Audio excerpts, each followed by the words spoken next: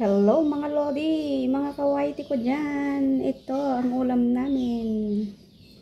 Isisigang ko po ito. Ayan.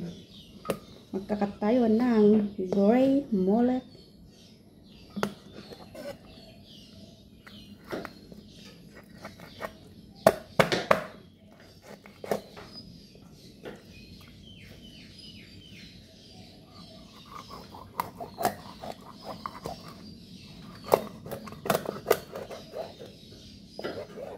Ayan, sarap. Isigang. Gray mullet, mga idol. Ayan.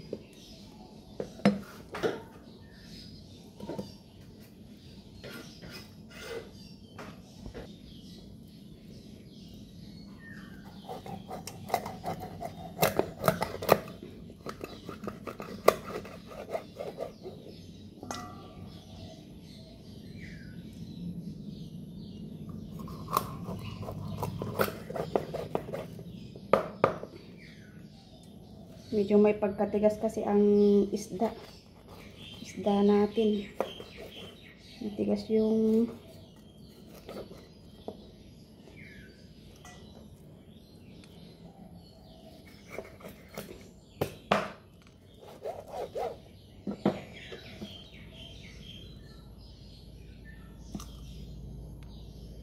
ito na ang ating isda. Meron din ho tayong spring onion.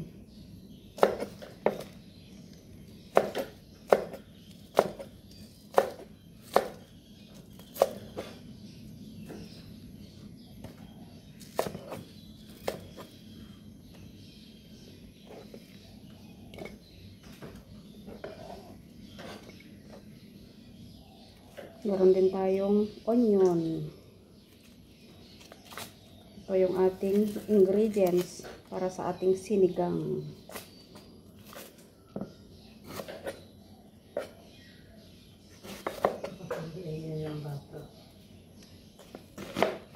Ayan. Tapos ito yung ating lime. Mamaya pipigain natin yan. Meron din tayong long chili. Ayan. Meron din tayong lime leaf. Ito yung pampatanggal ng amoy ng isda. Lime leaf. Ayan. Meron din tayong lemongrass. Siyempre, ito yung pinakamabisa. Lemongrass. Masarap, mabango. Ikat lang po natin ng ganyan.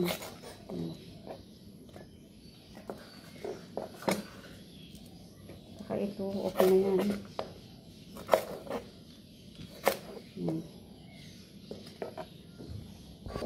At syempre, hindi nawawalang ating coriander leaves. Ito yung mabisa para sa sabaw. Masarap ito mailagay, mabango. Ingredients para sa ating sinigang na mullet. Meron tayong tomato, coriander, onion, long chili, ayan, lime. Meron tayong lemongrass. Ito na, kumukulo ng ating tubig para sa ating sinigang. Lagyan natin ang ating tomato, coriander roots, lemongrass,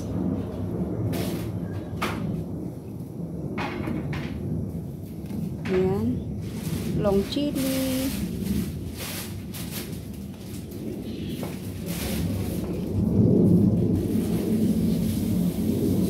lime leaves, ayan, tayong onion,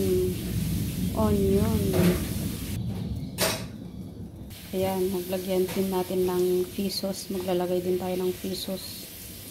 Natin ilagay ang ating isda. Ayan, ito ang mullet.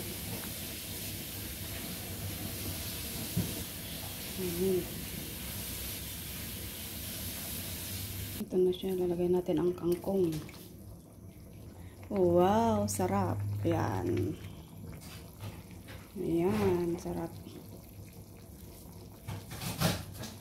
Lagyan natin ng sour. Lagyan natin yan. Lagay natin ang ating spring onion. Ayan. Coriander. Ayan. Ito ang ating sinigang. Sinigang na mulit.